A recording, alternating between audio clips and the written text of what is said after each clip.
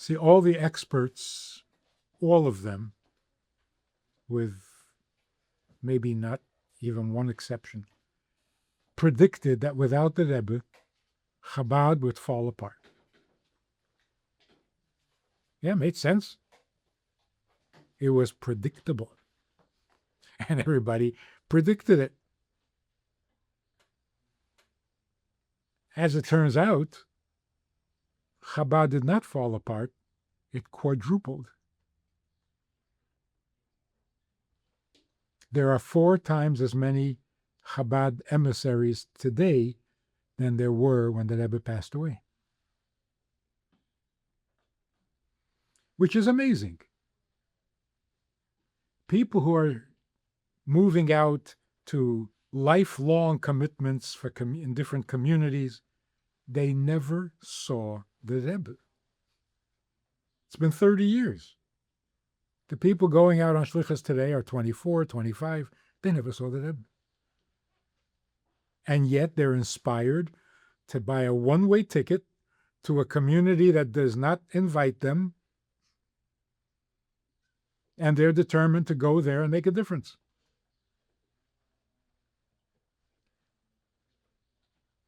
What were the experts missing? What was their mistake? Or in simple words, what is the secret of the success of the Rebbe's project?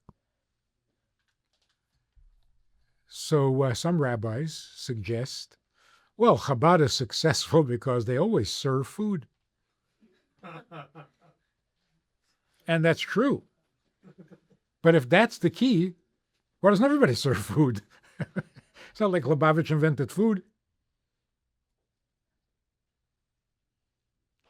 There are others who suggest the reason Chabad is so successful is because we're non-judgmental.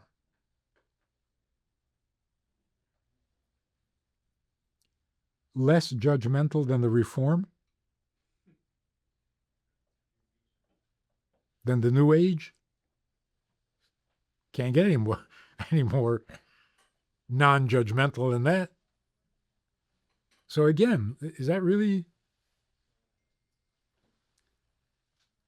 And by the way, I mean, there is no one so judgmental as Chabad. Oh, you're keeping kosher? Well, what about Shabbos? You're keeping Shabbos? But are you lighting candles on proper time? You're keeping kosher, but is it glatt kosher? You put on tefillin, 1 pair or 2 pair? There's never an end. So who's non-judgmental? So what is the secret? And by the way, incidentally, what does non-judgmental mean?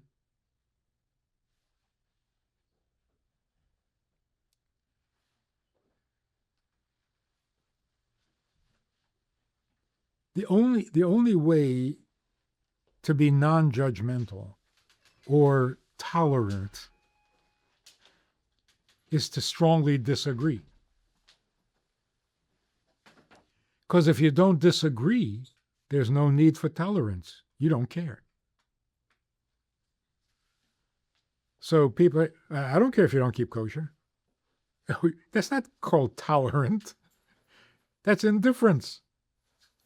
Tolerance means you strongly disagree on serious issues,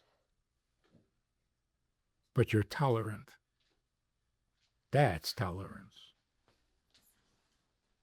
So is Chabad non-judgmental? We're very judgmental, but we're okay with people who are not. In other words, you don't lower your standards in order to be accepting. That's not a talent.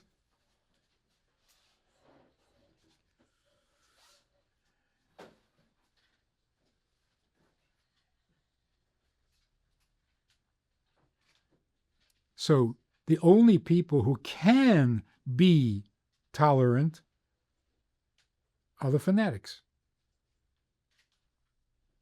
If you're fanatical about something, but you can tolerate people who are not, you are tolerant. But if you're not fanatical about anything, you don't care. Not caring is not the same as tolerant.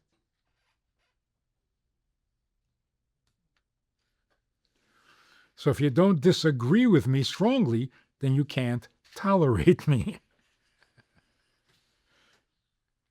That's a little ironic. Anyway, so what exactly is the secret of Chabad?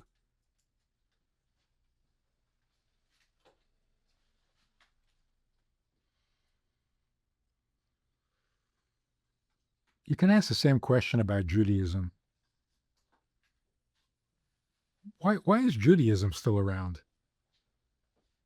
Why? After the Holocaust, why did anybody bother telling their children that they're Jewish?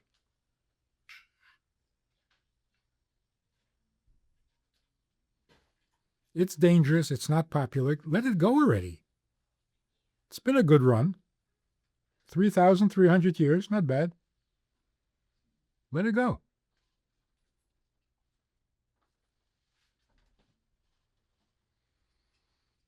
And it's not because of the religious who wouldn't let it go. Because with time, after the Holocaust, more and more non-religious people started practicing. If it was just the religious, they would die out and it'll be over. In fact, I remember in the 50s, all those who were religious were absolutely certain that they were the last ones. It was over. They didn't expect their children to be religious. In America. Never in America. And in Israel? Oh, if you're in Israel, you don't have to be religious. Everything's Jewish. So who's going to be religious?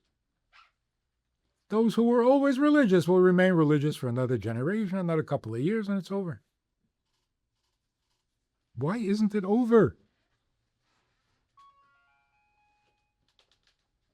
That's the frustration of the anti-Semite. Why isn't it over already? We've done our best to kill you, to discourage you, to can't get rid of you. Interesting statistic. The year after the Holocaust, the birth rate among Jews was the highest.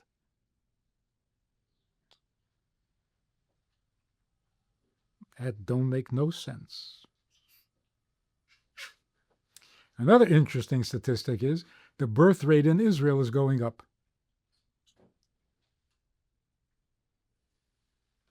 The birth rate among Arabs is going down.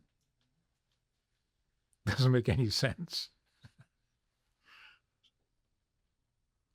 And again, I'm not talking about the religious Jews.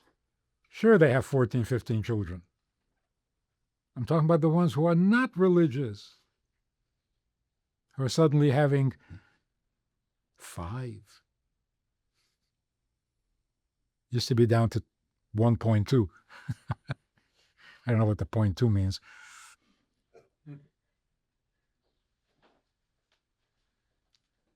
What is it? What is it? And you can come up with all sorts of explanations, and it doesn't really, it's not convincing. It's not convincing. So, people are familiar with the mitzvah campaign. Chabad young boys stop people in the street. Excuse me, are you Jewish? Would you like to put on tefillin? It's a strange phenomenon. Never done before. Never. In the past, if somebody wasn't religious, you convince them to become religious. Just do a mitzvah? Unheard of.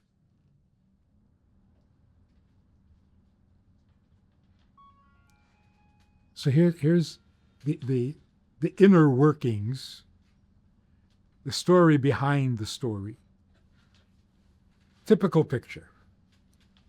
Young boy, Chabad boy, 13 years old, now they're 12, 11, it keeps getting younger and younger. And they stop a guy in the street. Are you Jewish? Yes. Would you like to put on tefillin? No. It only takes a minute. Yeah, but I'm not religious. But it's a very big mitzvah. I'm not religious. The Rebbe says that if you put on tefillin, it really, I'm not religious. And as they're having this conversation, the boy is rolling up the guy's sleeve. And he gets out the tefillin, and they're going back and forth about it. You're religious. I'm not religious, so no. Anyway, the boy's got the sleeve rolled up. He's got the tefillin out. He puts the tefillin on the arm and says, say with me, Baruch. And the guy starts saying the blessing. No, wait a minute. I shouldn't be doing this. I'm not religious. That's the scene. And typically, when the blessing is made and the tefillin are put on, the man gets all teary-eyed and all choked up and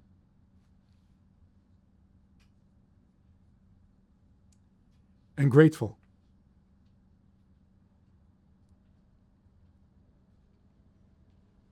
In fact, I knew a man in Minnesota who was retired. He had when he was working. He worked in the Empire State Building.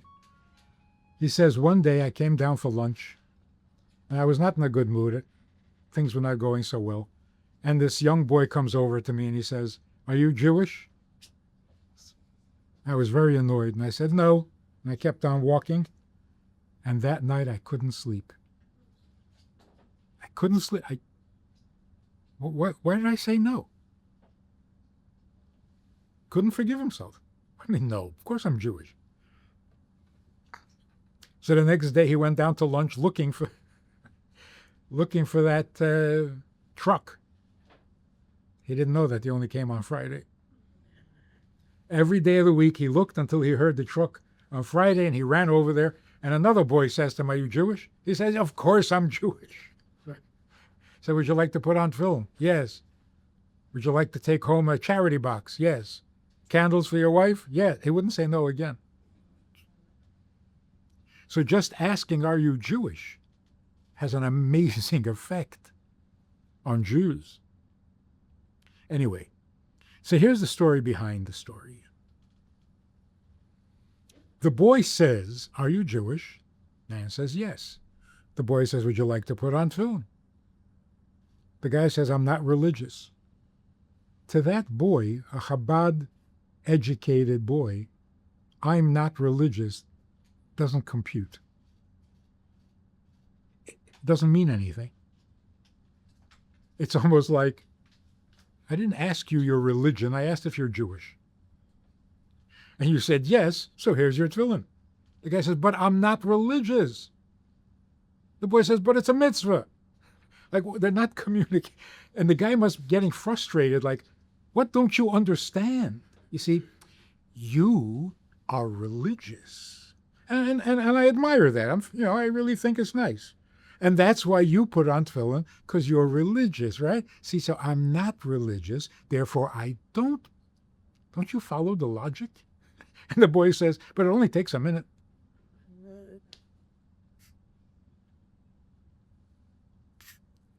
That's a Chabad education is. Judaism is not a religion. Jews are not religious. We never have been. We're not good at it. We're too independent and too stubborn to be religious. So why do we do mitzvahs? Because we're Jewish. Stubbornly Jewish. So, how is it that doing mitzvahs is not a religion? Or Judaism is not a religion? On a very basic level, religion, for all practical purposes, what is religion? What is it? It's a lifestyle, a belief system by which you get to heaven. That's what it is, right? For Christians, for Muslims, that's what it is. You do certain things and you get to heaven. Or if you're not so spiritual, you do certain things and God blesses you with success, with wealth. The point is, you practice a religion to win favor from God. That's not Judaism. If we were practicing Judaism in order to win favor from God, we would have quit a long time ago. What favor? Pogroms? Ghettos?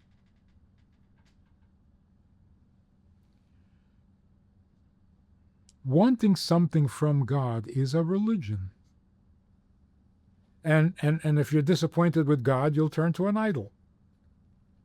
Because you got to get your needs met somehow. So you try everything. Maybe the sun god, maybe the fertility god, We don't do that. Because either you serve God or you serve yourself. Serving God is a reality, not just a phrase. Or every mitzvah serves God. And that is the slogan of Judaism. Serve God with joy. Ivdu es Hashem. Serve God. Serve God simply means everything I have comes from Him. When I want something, I ask Him. If I don't have, I blame Him. That's it. One-way street. What can I do for Him? What can I give back? That's Judaism.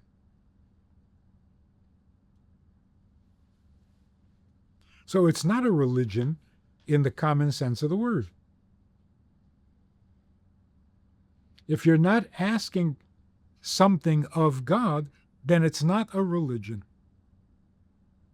If you're not looking for spiritual benefits or spiritual reward, it's not a religion. It's a philosophy. Every religion has its philosophy.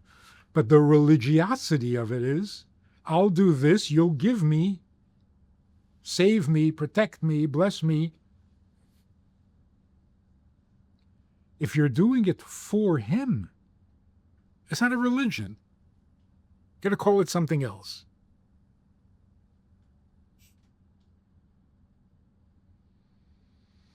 In fact, not long ago, I was introduced to a minister.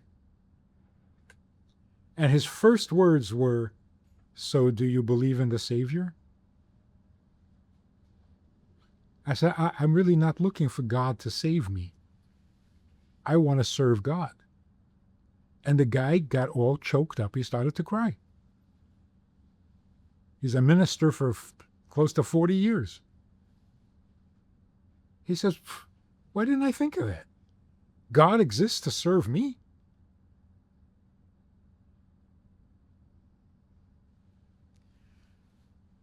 In very practical terms for our generation, because Torah becomes relevant to each generation in its own way, which is the miracle of Torah. In our generation, we would say, mitzvahs, God's commandments, the Torah, is the antidote to narcissism. And it's true.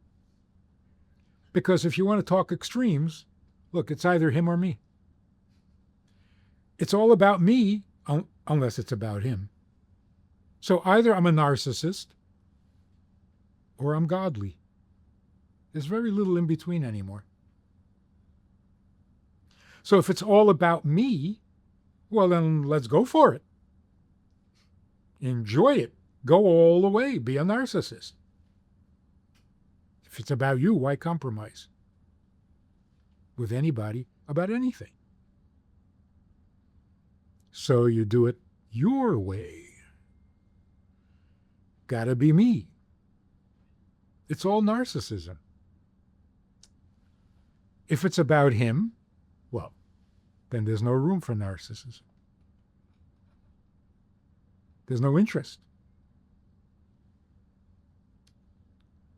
So, for practical reasons, Judaism is not a religion. We don't do mitzvot in order to get to heaven or any other kind of blessings. We do it because it serves him. And that is the true antidote, or even preventative, keeping us from becoming narcissists. We now also know that narcissism is dangerous. It's not only selfish, greedy, it's dangerous. The narcissist will die indulging himself. So it's not even selfish. Selfish means I do what's best for me. The narcissist doesn't do what's best for him. He only does what he feels like doing, even if it kills him. The correct definition?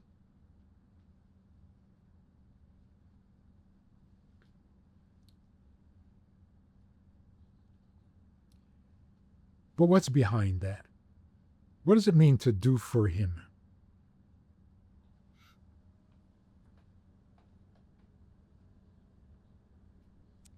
Well, since he's the creator, he must have some plan, some purpose, some objective. He created the world, and do you think maybe he likes it as it is now? He's content with his world? Not likely. I mean, we're not even content. That's not even our world. We're all striving for tikkun olam. We want to fix the world. It's not even my world. But it is his world, so what? He's not interested in tikkun olam?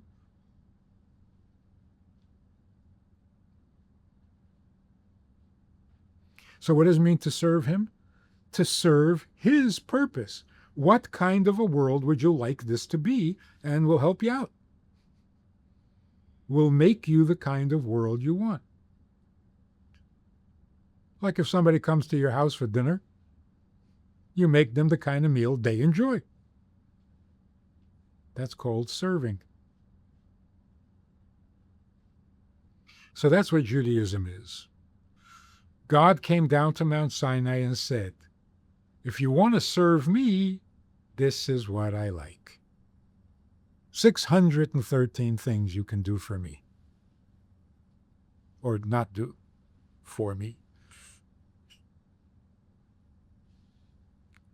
So it doesn't have the same rules as a religion.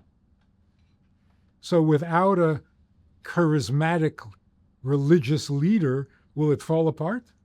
No, it won't. If we don't succeed and we're not getting rich and we're not getting healthier, will we quit? No, we won't. If somehow you find out that you're not going to heaven, now you're not interested anymore? I was never interested in heaven. So that's a big part of the secret. It's a big part of why people find it hard to say no to Chabad. Because what are you saying no to? You're a Jew. Can't escape. Can't get away. So as long as you're incurably Jewish, you might as well be good at it. What do you think?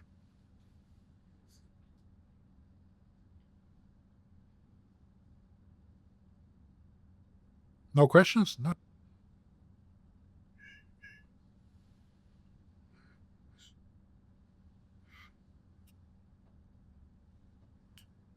No objections? It's got to be something.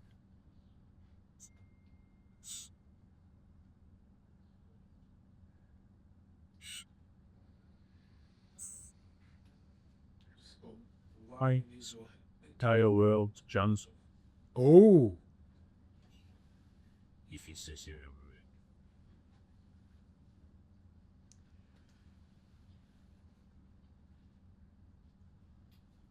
I think it's true that anti-Semitism begins with religion. The original anti-Semites were religious. Whatever their religion was, they were anti-Semitic because clash of religions. Whose God is real? Whose God is true? Whose God is stronger? Sometimes more primitive, sometimes a little more sophisticated, but it was always the other religions that were anti-Semitic, which basically means they were insecure. If you have to hate other religions, it's because you're not secure with your own. So you have to prove your superiority by either forcing conversion or torturing people or killing people or reducing the others to a lower status. Eventually, even non-religious anti-Semites developed, but it was all based on the anti-Semitism of religion. So the worst anti-Semites are the religious ones, because they'll never give up.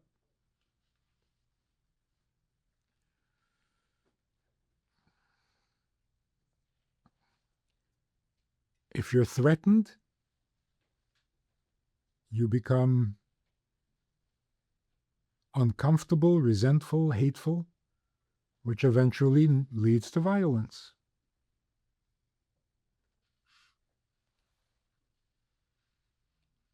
So the early church, trying to establish itself, was very threatened by Judaism. So they had to demonize Judaism and Jews in order to support their own growth.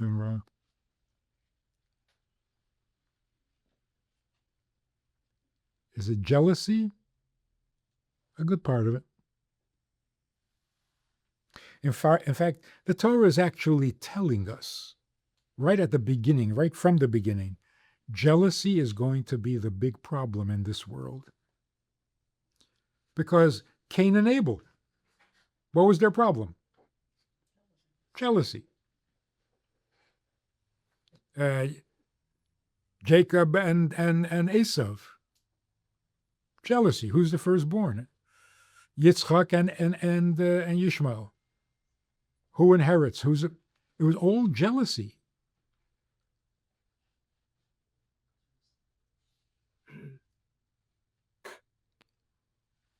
The end of anti-Semitism will be the end of jealousy.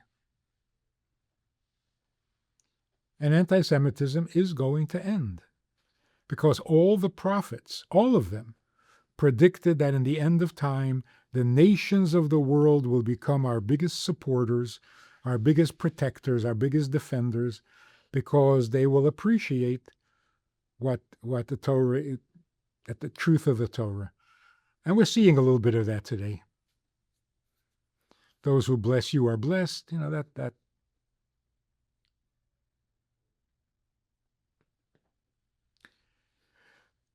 What can we do about anti-Semitism, as long as we're on the topic? If someone is jealous of you, how do you help them get over it?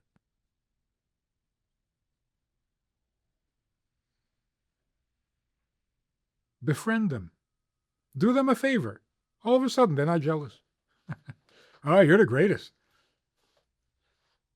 Very proud to be your friend. Because you did them a favor.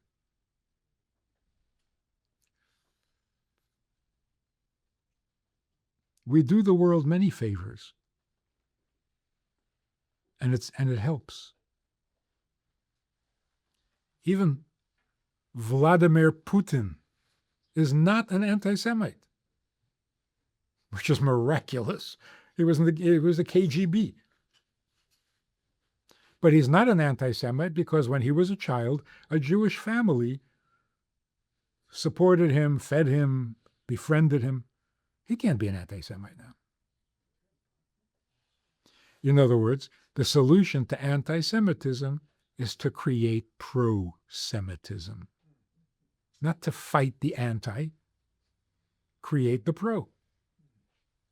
And what is the best thing we can do for the world? Share what we know about God. That is definitely the biggest favor you can do for the world today. Because people are so lost.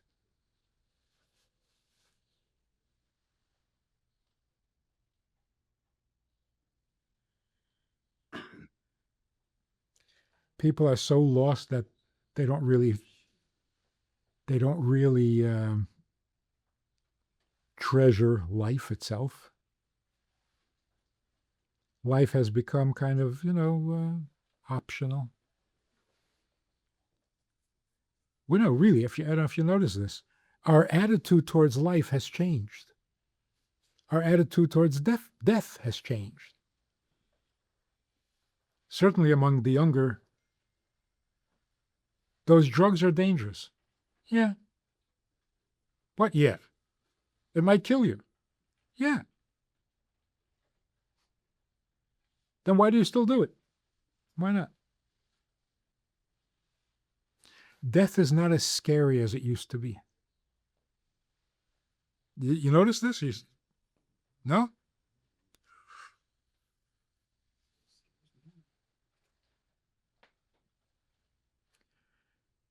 It used to be until very recently, everything we ever did as a human race was to not die.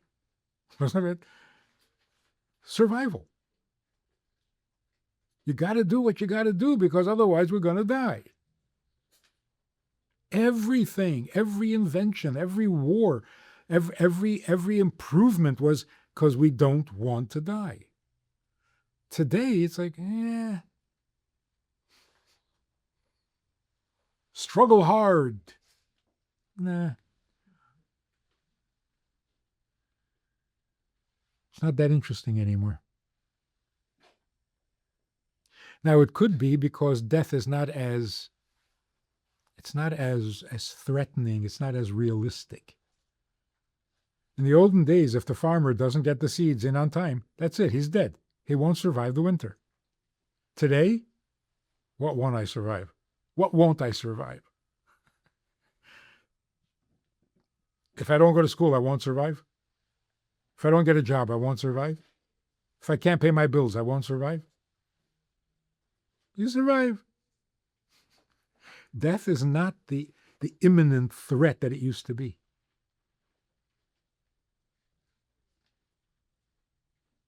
Worst comes to worst, you go on welfare. People don't just die anymore. So it's not that kind of a threat or motivation that it used to be. So today people are saying, isn't there a better reason to live than just not to die? In fact, now that you think about it, it doesn't make any sense at all. You got to live. Why? Because if you don't live, you'll be dead. Yeah. Live so that you don't die. That's not a good reason. Don't die so you'll be alive. And live so that you don't die. We're running in circles here. So now people are demanding, what is the purpose of life? I'm not going to defend it just because. Give me a reason. There's got to be a purpose to this thing, otherwise, who needs it?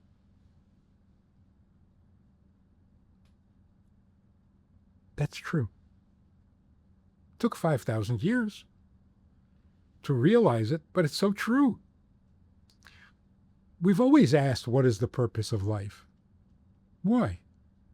Why do you need a purpose? What's the matter? You're not happy? What are you looking for purpose? Do what you do, have a good time. What's this need for purpose? Because life doesn't justify itself. It really doesn't. You're born, you live, you die. And the point is, it was fun. It was fun while it lasted. Come on. Sometimes it's not so much fun. So if there's no purpose to this whole thing, I really don't need this. And today, for the first time in history, children are asking that question. They're way ahead of what we were at their age. They're asking philosophical questions. Why did you have me? That's a very philosophical question. Why was I born? I have to clean up my room? I didn't even ask to be born. So don't give me jobs.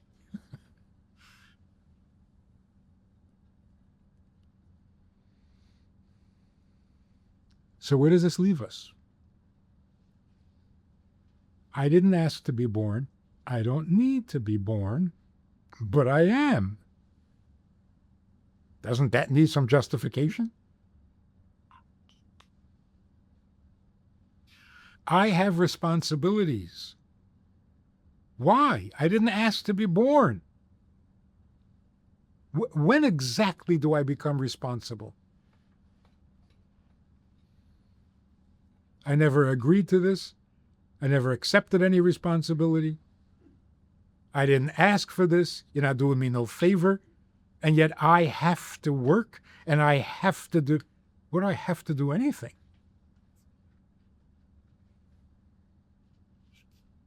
So people are saying to their parents, you brought me into this world. You pay the bills. Don't send me to school.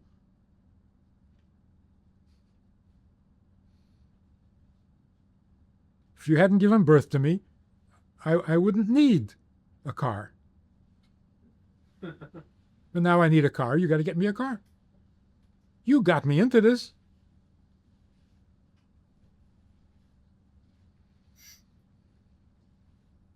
So where does this leave us?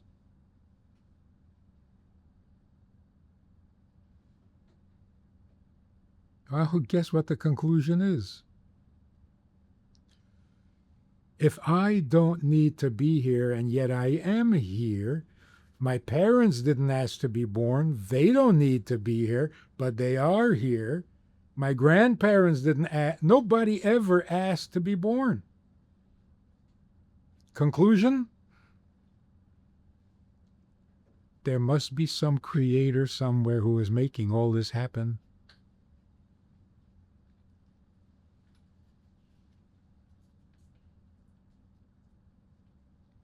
Somebody asked me recently, why do religious families have so many children?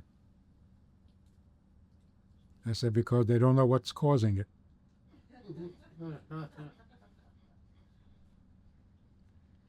Somebody's causing it. Don't know what's happening. We don't ask to be born, and yet we are born. Well, who's causing this? So we come to the conclusion, somebody wants us to be here.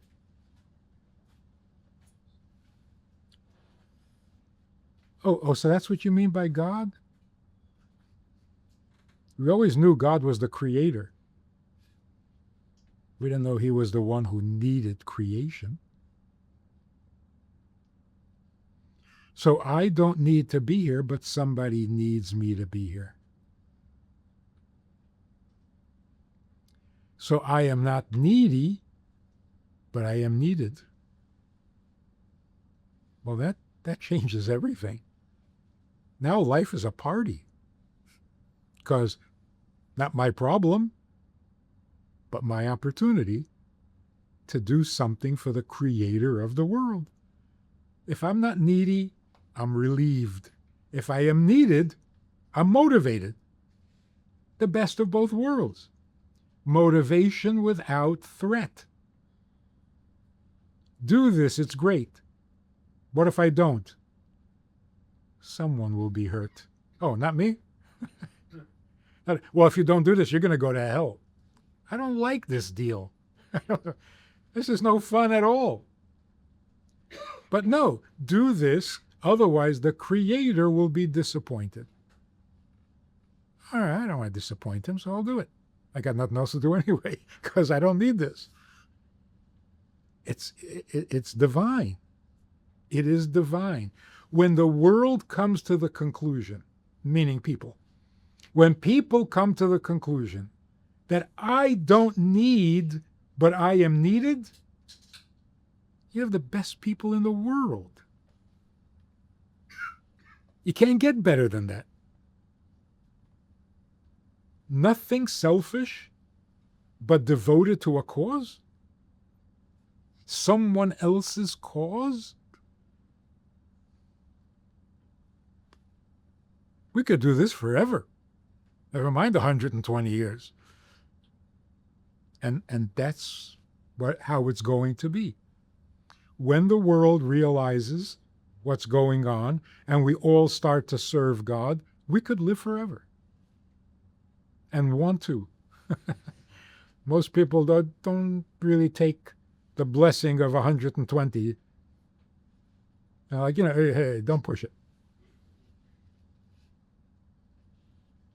But if we're here to serve God without need, we could live forever.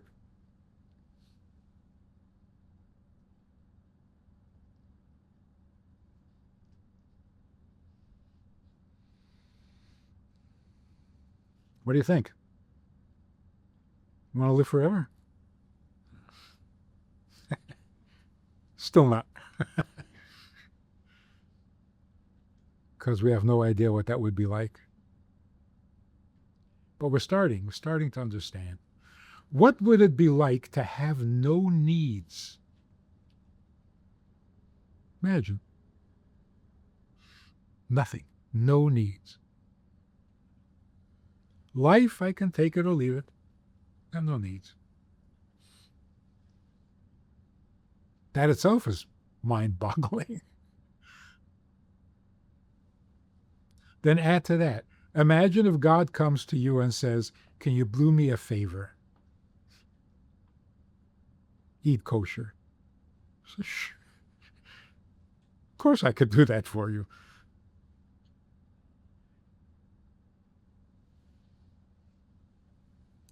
So I want to tell you a very dramatic story, true story.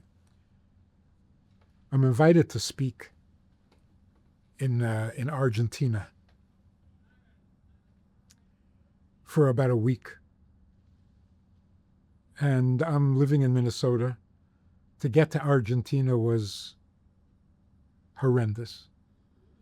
A flight from Minnesota to New York, New York, Miami, Miami, Chile,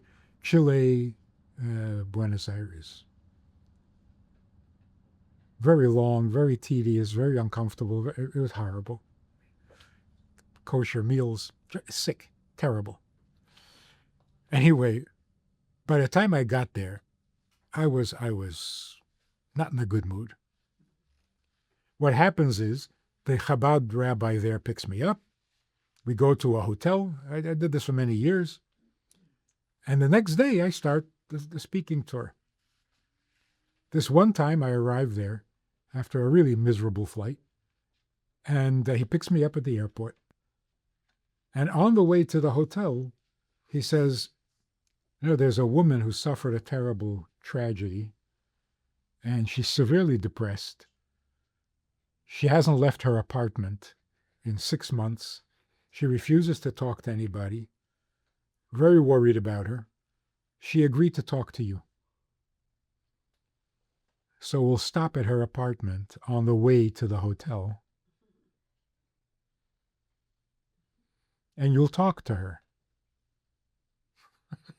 I said, oh, right.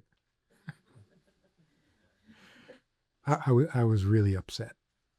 I mean, it's really not nice to do that. First of all, does it have to be on the way to the hotel? She's severely depressed for 6 months. Can't wait another day. And yeah, you'll go there and you'll talk to her. Or you talk to her. She's severely depressed. Not a psychiatrist. And why didn't you ask me? Why didn't you tell? No warning, no nothing. You went ahead, you made the appointment. So I was really,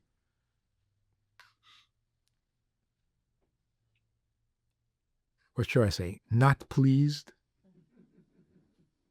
But she's expecting. She's expecting us to come. You got to go. Anyway, I walk into this apartment and it felt like death. This woman was not alive. She was not among the living. And she tells me what happened. Her 19-year-old son died in a car accident. His friends in the car all survived. He did not. And then she tells me what an incredibly good boy he was. In every way, smart and respectful and helpful and thoughtful and kind. And anyway, she finishes. I don't know what to say. So I said, wow, that's an impressive kid. And you had him for 19 years. She was not impressed. So I said, it's the shock. The most difficult part of the grief is the shock. 1 minute he's dead, the next minute he's gone. There's no warning. But imagine if there was no shock. Imagine if God had come to you personally and said, there is this soul who needs to be born for 19 years. And I'm looking for someone to be his mother. And God says to you, would you be the mother of this boy for 19 years? What would you have said? And I was sure that she would say, yes. She says, absolutely not. So, I don't know, I just responded instinctively. I said, well, it's a good thing he didn't ask you. A flood of tears opened up. She suddenly had that cry that she had needed all along. For 20 minutes, she just sobbed her heart out. And after 20 minutes, she was back among the living. I literally saw the resurrection of the dead. She got that grief out, and she was alive again. There was color in her face. There was life in her eyes. She was alive again. Anyway, that was like the most amazing experience. So now we're back in the car. And I'm thinking, I was so upset that they didn't ask me. And I realized that if they had asked me, what would my answer have been? Absolutely not. And that would have been the wrong answer, because that experience, incredible experience, right? So what is the point of this? If God himself comes and says, I need you to be the mother of this really great child for 19 years, there would be no shock, right? At the end of the 19 years? The answer would not be no. The answer would be, of course. But God doesn't do that. He doesn't make it obvious that he's asking you to be the mother of this boy. Got to use your imagination a little bit.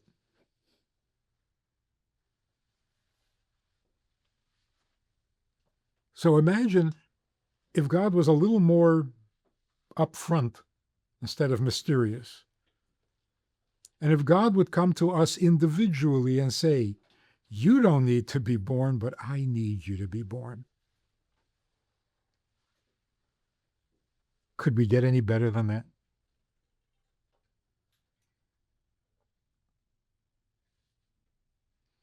And what was the cathartic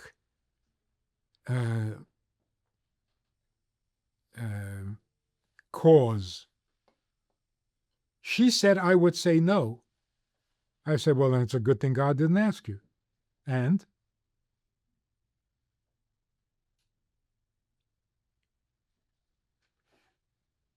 she realized what she had said. If God asked you to be the mother of your son, you would have said no? What kind of mother are you? That shocked her. And it brought her back to life. What mother says no to her child? So it turns out, just to make a little, it turns out that the reason she was so depressed is because she stopped being a mother. When she went into the grieving, she forgot she was a mother. She thought she was a griever. And that's depressing. So when I said to her, you would have said no to your child? Boy, it's a good thing God didn't ask you. That shocked her into being a mother again. I'd rather not have had my child. When she went back to being a mother, she was alive. And I think that's true of all grief. You forget who you are. And of course, if you forget who you are, yeah, you're going to be depressed.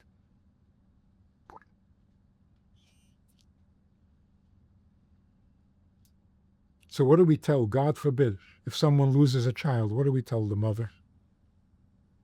What a great child you raised. Is that helpful? Yes, it's helpful. You're talking to the mother in her. You're not letting her forget that she's still a mother. And if she's still a mother, then she continues living.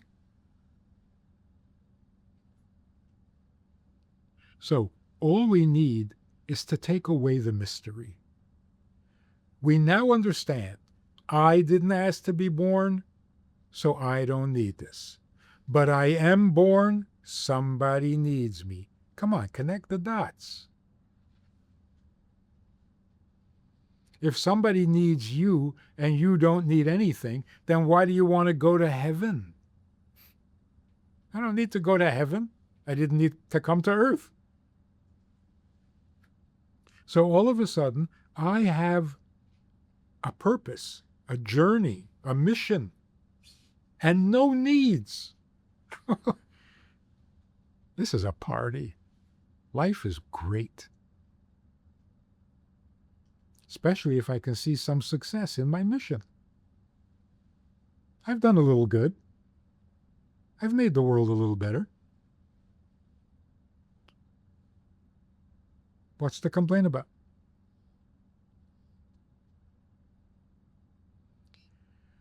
Phew, what do you think of all this?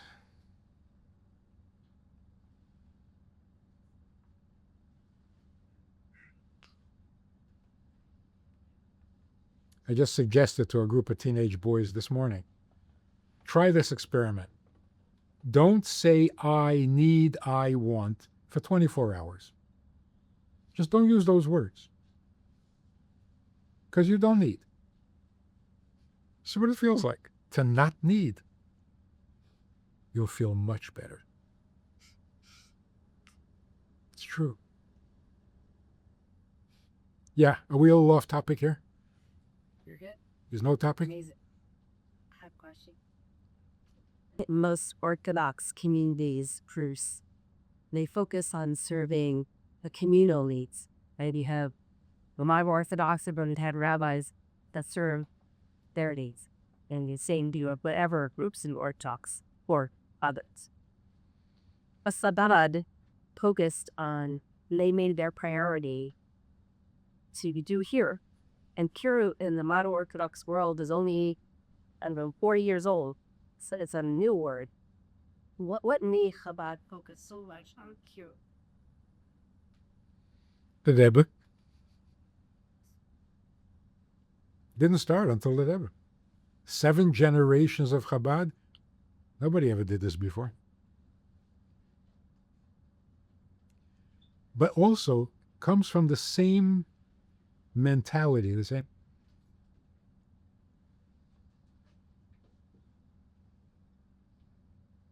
Are we not responsible for the whole world? Yeah, we are. But until this generation, whatever that means, until recent times, there was no way we could influence the world. No one was listening. And it was dangerous for a Jew to offer an opinion. So we reached out to each other. And we were good at it. The way we take care of each other, the world is jealous. Even Kanye is jealous. Right? Of how Jews take care of each other. So we did that. Now, all of a sudden, it became possible to reach out to the world.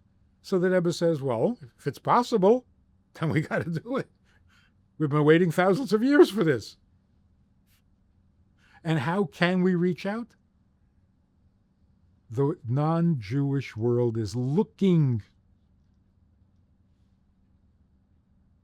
for guidance from the Jews.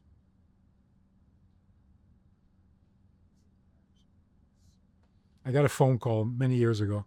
It's much more now. This guy calls up and says, my father just passed away, and I want to do the right things. What's the right thing to do? I said, well, what shul do you belong to? He says, no, I'm not Jewish. I said, so what does your church say to do? He says, I know what my church says to do. I'm asking you, what's the right thing? He wants to know what's the right thing you call a rabbi. And this is very common.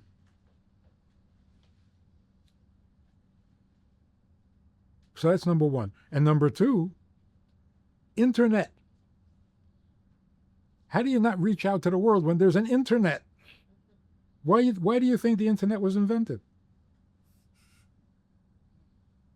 To sell stuff? So that we can communicate with the world. So the Rebbe says, when you can, you must.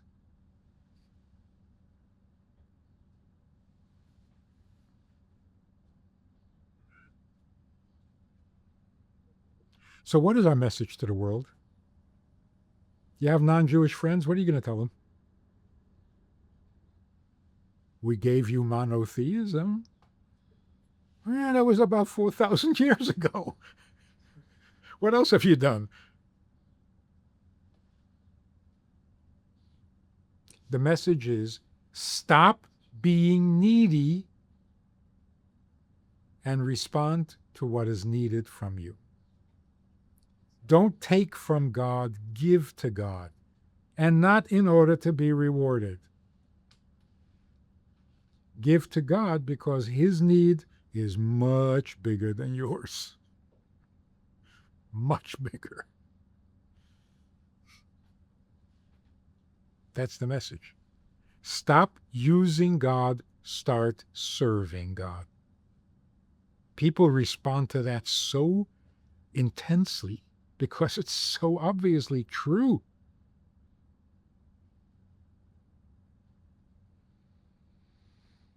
Even psychologically, stop being needy. You're killing yourself. You don't need needs. You need needs like a hole in the head.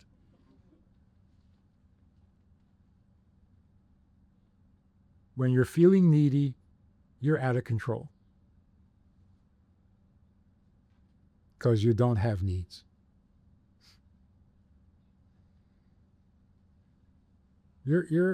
If I wasn't afraid to die, I would be indestructible. You can't threaten me. If I'm not afraid to die, but I have a good reason to live, I'm invulnerable. You can't even scare me.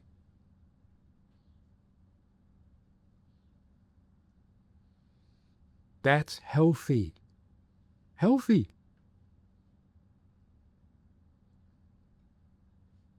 You're agreeing to everything I'm saying. This is getting very scary. What's going on here? Thank you. Oh, thank you. And that famous Jack Benny joke? I'm thinking.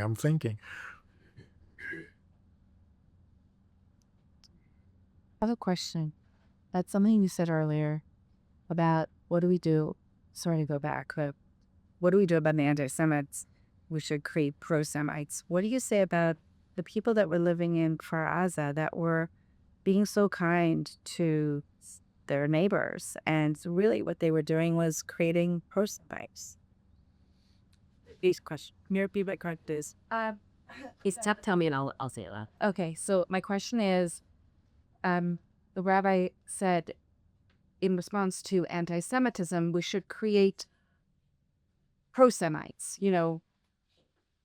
and what struck me in just question is, the people living in Kfar Aza before 10/7, that's exactly what they were doing. They were being kind and creating, I guess, pro-Semites. All right, Turkey, did you hear? No. The idea of creating pro-Semites, and she's asking the question about those who were murdered and kidnapped in Gaza were pro-Semites. They were doing things they were trying to be good human beings by living close to the Palestinians and attempting to make peace with them. But taking them in day. And instead, yeah, that's the question. To create pro-Semitism, you don't pander. You don't encourage bad behavior, like in your children. You're not a good mother if you pander to your children. You're not doing them a favor. What they were doing is pandering. Yeah, you're right. It's your land. No, it's not their land. And they're not right. So it didn't work. What they need from us is not more land, our land. What they need from us is spiritual guidance, moral authority, because they don't have any. And they need it. They really need it. The people in Gaza, and I'm not talking about the die-hard terrorist murderers, the average Arab in the world today wishes that Israel would succeed because they've had it with their religion and their people and their culture. They've had it. You don't have to convince them that there's something wrong. If we think that the anti-Semitism coming from there is painful and scary, do you know what they live with within their own communities? It's horrendous.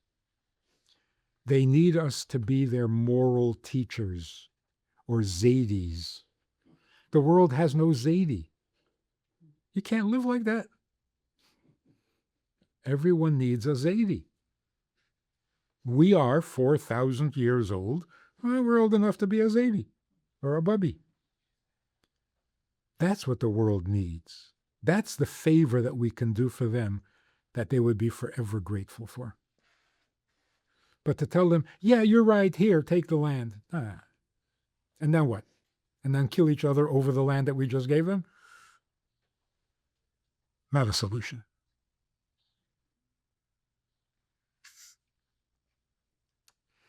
And that's for us, that would be therapeutic. We're such an abused people.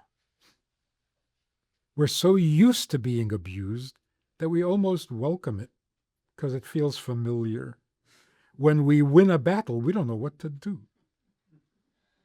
We don't have a single song for victory. We don't have a victory march. We never did that. Oh, we can't remember the last time. When was it? Under King Solomon or something? When's the last time we won a war? We don't know how to win anymore. So if we would retake the position of the teacher in the classroom, it would be so good for the classroom, and it would be so good for us. That would mean we really healed.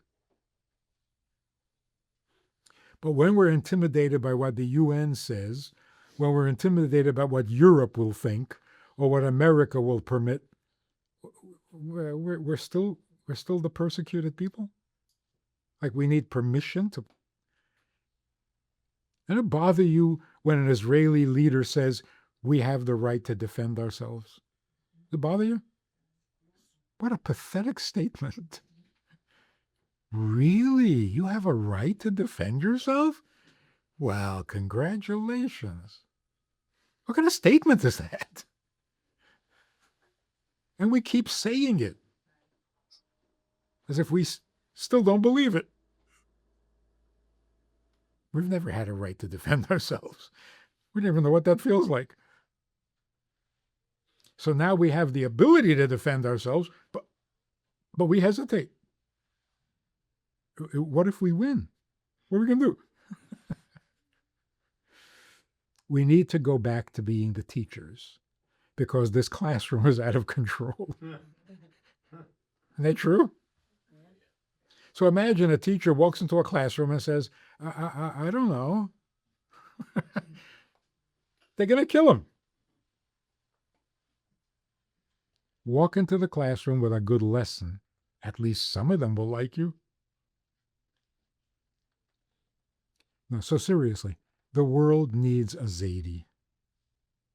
The world needs a grandfather. Some wisdom. Wisdom from experience and from age. Not another experiment like the 60s. Real wisdom. And where's it going to come from? So years ago, Menachem Begin was asking for something, and the other people in the Knesset said, but what is Europe going to think? He said, Europe? Europe? You mean the people who made a Holocaust? We're worried about what they might think? Boy, are we disturbed. We need to heal. Not revenge. We don't want revenge. We want our position back. Our position is we are God's voice to the world. And the world is listening. So speak up. People are saying, maybe we should take down the mezuzahs on our doors.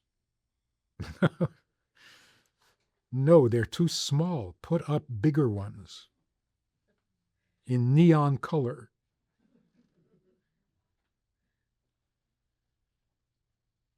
The world needs to see us being steady, loyal, devoted to God, because that's our message.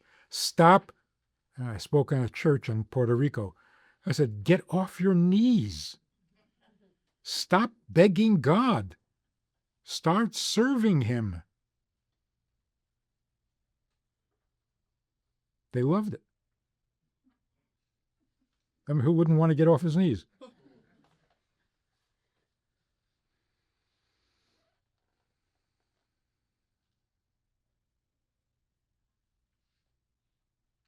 So to really do someone a favor means you know their needs and you provide it. Do they need the Gaza Strip? No, they don't need it. They need to know that murder is wrong and that if you kill yourself, you're not going to heaven. Do they need to know that before they kill themselves? Once they get there, they'll find out. But we should tell them before they kill themselves.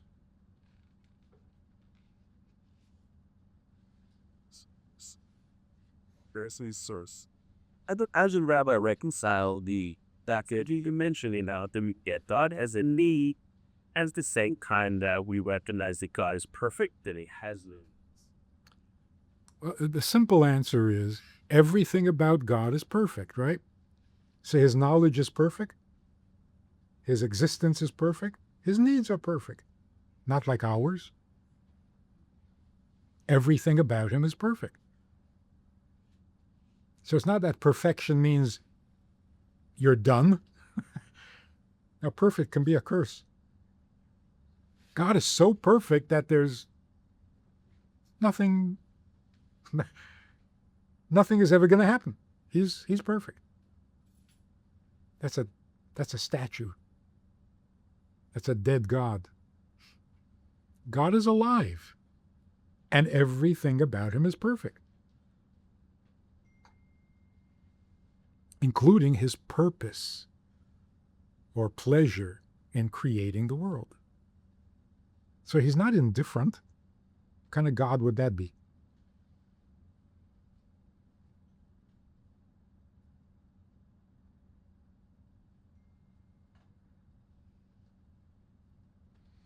In fact, if you want to really appreciate the Chabad thinking, in the first year of COVID,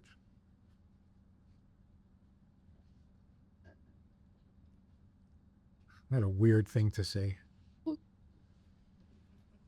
In the first years after the exodus from Egypt, in the first year of COVID, when Pesach came around, I had a friend who lives in Manhattan, not observant at all.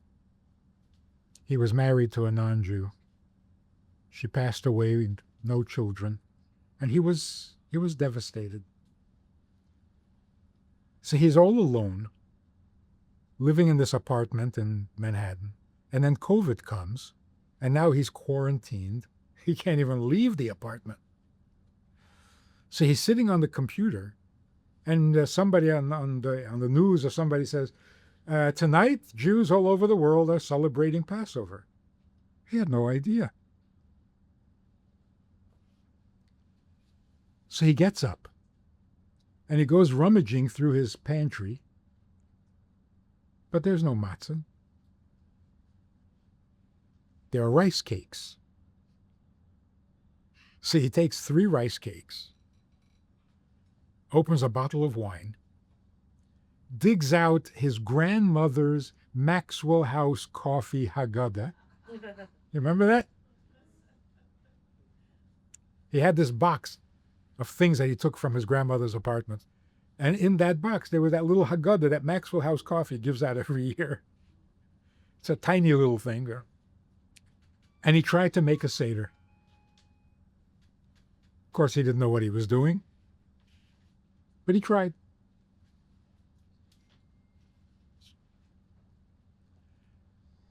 After Yom Tov, he calls me and tells me, I got to share this with you, he says. This is what I did. I had no idea it was Pesach. When I found out that it was, what was I going to do? Just sit around? So I tried to make a Seder. I didn't have matzah, so I used rice cakes. And I didn't know what I was doing, but I followed the instructions. And he says, it was weird asking myself 4 questions. And I didn't expect it to be meaningful. But it was. He says, I can't explain this, but it felt like someone was listening. I was so moved by that. I was so impressed with his sensitivity because somebody was listening. So I tell my religious friends, I have some religious friends. Some of my best friends are religious. And their reaction is, that's horrible. Seder is not a game. The wine wasn't kosher. Rice cakes are not matzah. It's blasphemous what he did. I tell my non-religious friends, and they say, well, that was unnecessary. He didn't need to do that. If you want to make a Seder, prepare, make fine. But it was totally unnecessary. What did you do that for? But I know that if I told the Rebbe the story, the Rebbe would say, his Seder, in quotes, because he hadn't fulfilled a single mitzvah. None. Because, rice cakes are not matzah. And the wine probably wasn't kosher. But his Seder, the Rebbe would say, his Seder moved God to tears more than any Seder that night.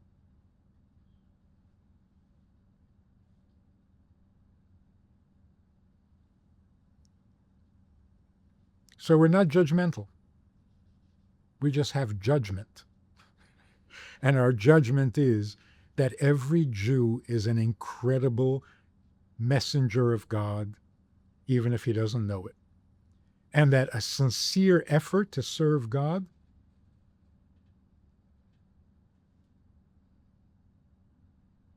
can move God to tears. And does.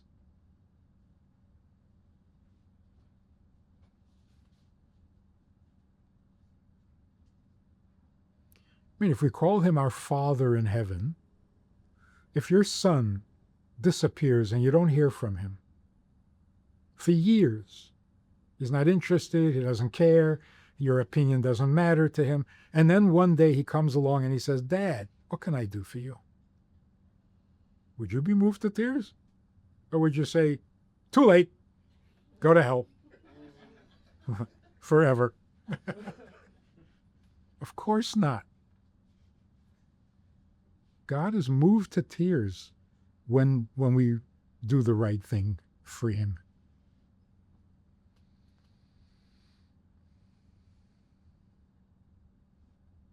That's the God of Israel. The God who wants to be here on earth with us. He doesn't want us to come to heaven with him.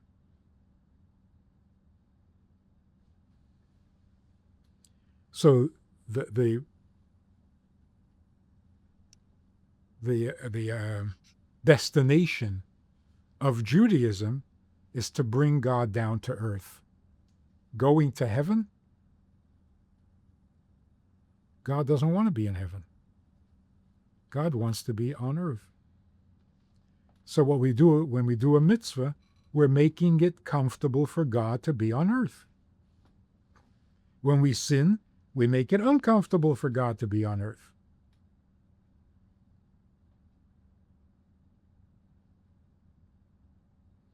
When we decide we want to go to heaven, God says, good luck. You're on your own. You're not working for me.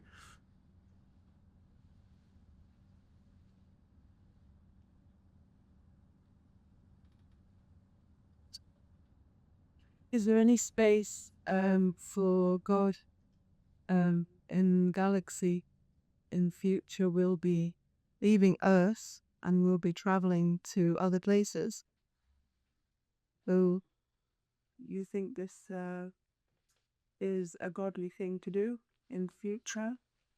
You mean colonizing Mars? Somebody will accuse us of being colonizers.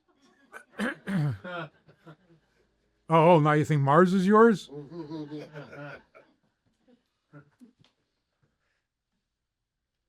There's nothing there. And if we go there, we'll be the same stupid people we are here. So I don't know why that's going to help us at all. But it's nice to think we can get a new start. But to get a new start, you need a new planet. I don't think so. I think we can have a new start right here. Because if we can convince people, you're not the needy one, God is waiting for you to do a mitzvah for him, you don't need to go to another planet. This will become another planet. Completely different world. Much holier than the heaven of heavens, which is higher than Mars. So back in the early 60s, some scientist asked the Rebbe, you think we could really get to the moon? The Rebbe, who was also a scientist, the Rebbe said, if you can get to Chicago, you can get to the moon. Just a little more steam. But when they get there, they'll be disappointed. There's nothing there. There's nothing on Mars. Meaning that the Shekhinah has no interest in it, is what I'm trying to ascertain. That would be it. It would not serve God's purpose to go to Mars. No. But it would take a long time and a lot of money. That could be better spent.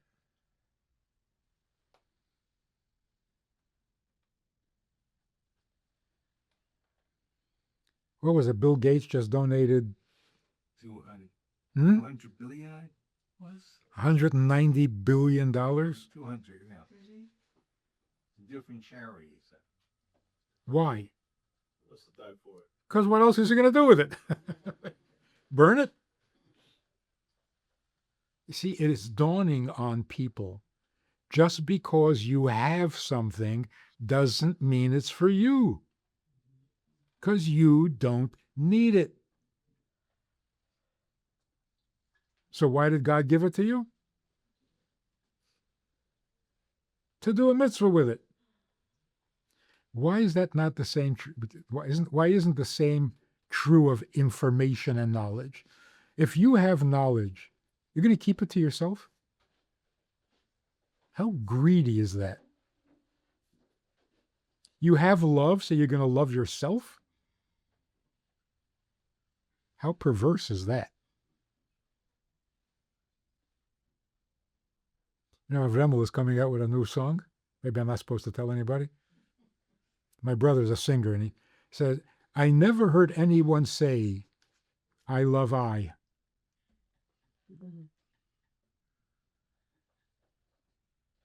I?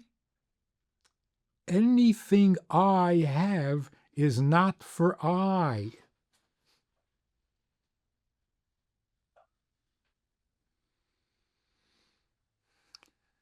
It's such a simple fact of life. Just like someone who's worth 200 billion can't think it's all for him, you can't think that all the love you have is for you. Just like you can't believe that your ability to speak is so that you can talk to you.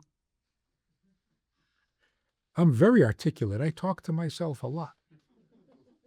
Well, good for you. Everything we have is for export only. None of it is for us to keep. Except maybe your temper. You can keep that. Really, it's not, it is mine doesn't mean it's for me. This country is by the people, but it's also for the people. Not for everyone to keep for themselves.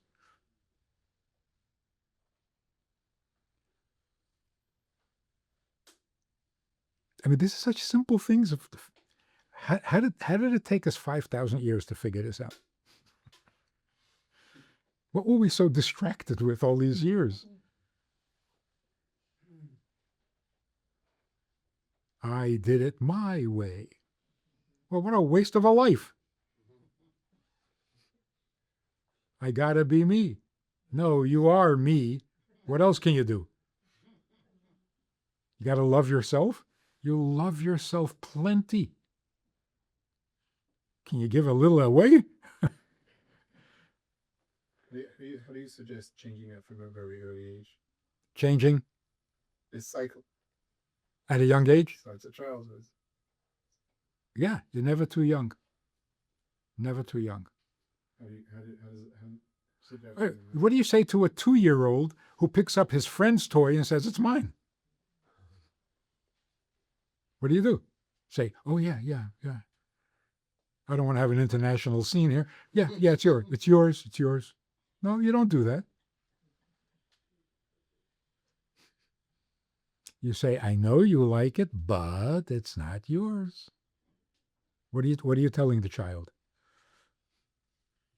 There's a reality, and you live by the real, not by what you want or what you feel or what you do it intelligently, and you do it considerately, and you succeed in making a mensch out of this little monster.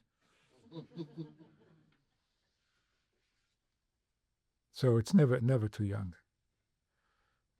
In fact, that's how we should tell a child, "Don't do that. God doesn't like it." Not, "Don't do that. You're going to get hurt." "Don't do that. No one will like you." No, don't do that. God doesn't want. Make it noble to begin with. Don't make it all self-serving and then try to fix it.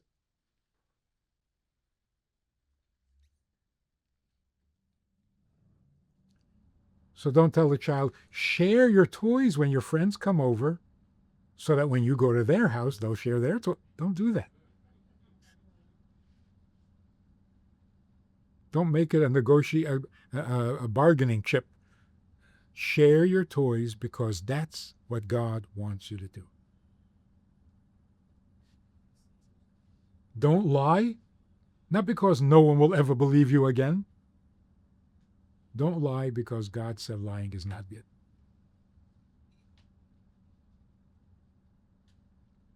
Then you won't have a narcissistic kid coming home from college who won't leave your house.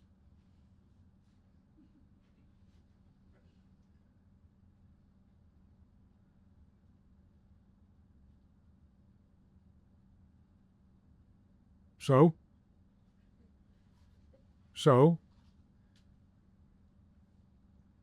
we got to change the world. That's the bottom line. We can't sit back and let the world suffer and not care. And everyone can change some part of the world, which is why we're here. So one final story.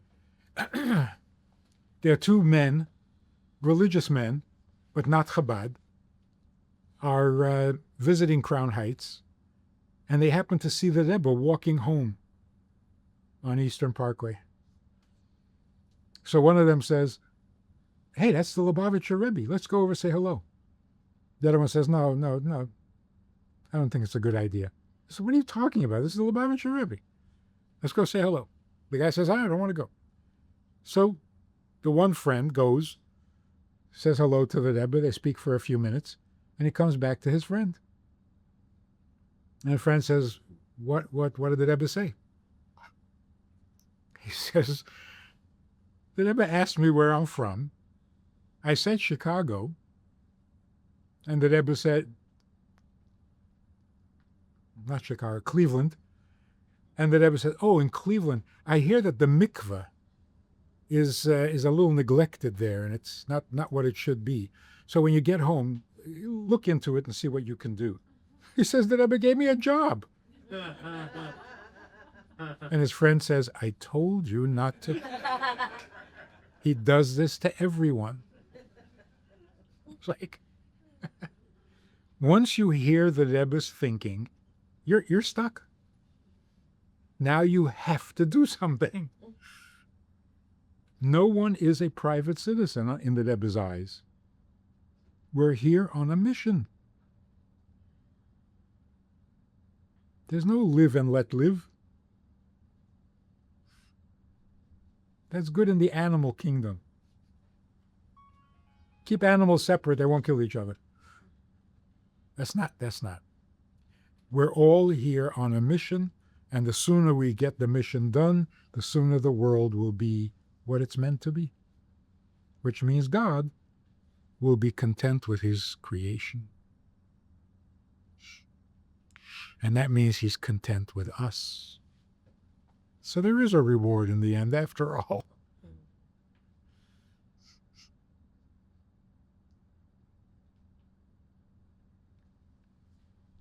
So can we start fixing the world every day? Every day we wake up, what can I do for God today?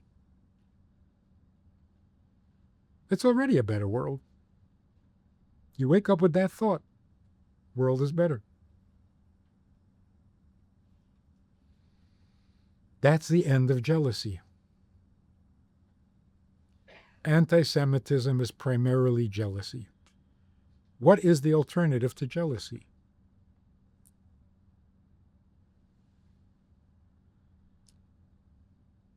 The alternative to jealousy is pride.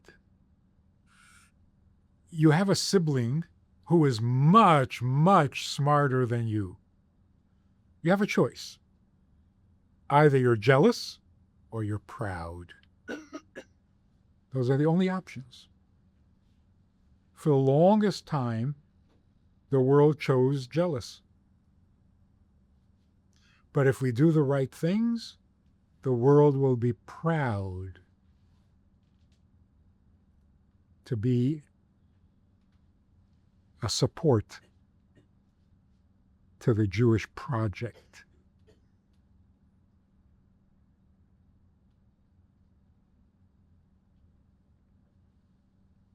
Like if Einstein had a brother and he was jealous, what would you tell her? I don't book them, guys.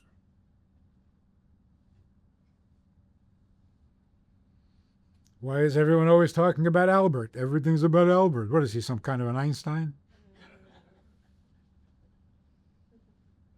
Yeah, what are you going to do about it? Well, don't be an idiot. Tell the world, he's my brother. Be proud. Be jealous? What's that going to do for you?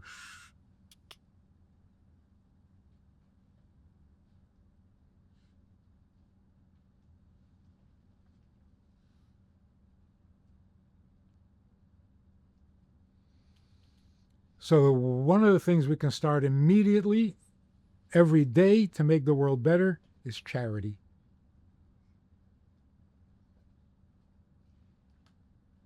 Not huge, not 190 billion, okay? A little less. But every day, you have a box in your house, a little coin thing, and you put a little money in the, just because there's a world out there that you can't ignore. There are people who need, so every day you put a few cents into that box. And when it's full, you give it to your favorite charity. So every day, if you do nothing else, you made the world a little better. Tzedakah makes the world go round. That's why in ancient Israel there was no welfare. People took care of people, not the government. That's good for everybody. I mean, thank you, Lord Friedman, for Okay, now what was the topic tonight? everything. Everything? Everything. Thank you for joining us in this space. Thank you for not keeping your words to yourself. I think we all benefited from that. I think there's a lot to learn, and there's still a lot to learn. I think you have to come back tomorrow and tomorrow and tomorrow. Well, I tried talking for myself. It's not the same. Thank you, everyone, for joining us also. I think there's still some food to be eaten. We didn't even open up. Would you like some water? Last announcement. Hi, I'm Rabbi Yoni Katz, Rabbi Friedman's nephew to marriage. And first of all, I want to thank Rabbi Friedman for coming and Debbie for hosting here on not such wise notice. We did it Chabad style. This discussion about whether God needs our mitzvahs or not, and it's discussed a lot, obviously, in Jewish philosophy in many of these books. We're continuing this conversation tomorrow at Boca Raton Synagogue at 2:30. Rabbi Friedman and Rabbi Ephraim Goldberg. They're not debating. God forbid. They're discussing this. They had one discussion. And you can watch it on YouTube. It's called "Are We in Dangerous Territory?" They're continuing the conversation tomorrow at 2:30. So if anyone wants to come, the topic, as it's called on the flyer, is "Let's not beat around the burning bush." Did God reveal himself or not?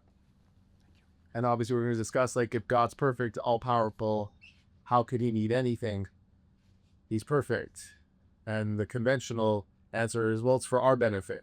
So they're going to be discussing that. It's over to everyone. It's being filmed, first and foremost. So 2:30 at Boca Raton Synagogue in the main sanctuary, if anyone wants to come. Also, we spoke about the Chabad Chabad. I, together with Rabbi Friedman, who work on the project called Chabad YouTube, is our YouTube channel. And if anyone wants to know more information or help support, do more classes like this, or help even support for tonight, my email is rabbiyonikatz@gmail.com. YONIKTZ, rabbiyonikatz@gmail.com. And does anyone have one last question that's really challenging before we cap the evening? I know it's late, but it's a real treat to have Rabbi Friedman here. Could be related to the story from Argentina, purpose. Anyone have a good question? The only bad question is the one unasked. Before we end the evening, anyone have a question that they were afraid to ask and raise their hand? Anyone going to go for it? Go for What it. are we gonna do about the whole world that hates us now, since October 7th? Like, how are we gonna do it? Help people who hate us.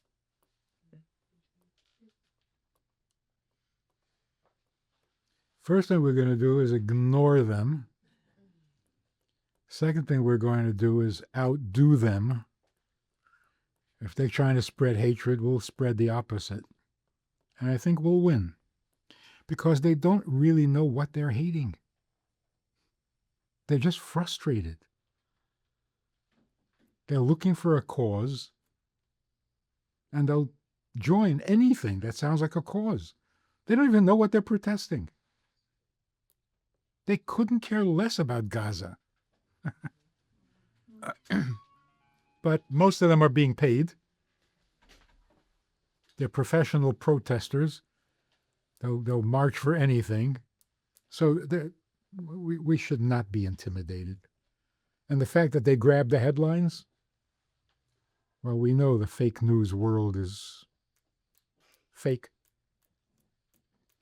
There are far more people who are on our side than the press will lead you to believe. So, all this screaming about anti-Semitism doesn't do us any good. We keep telling you, everyone hates us.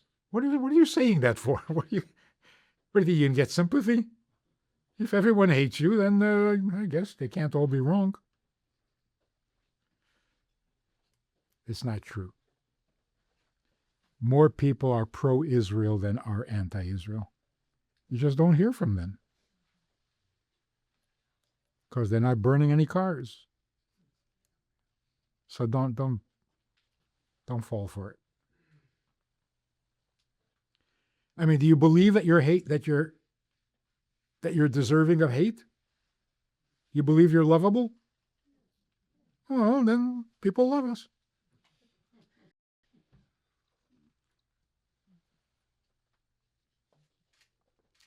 There's much more reason to love us than to hate us.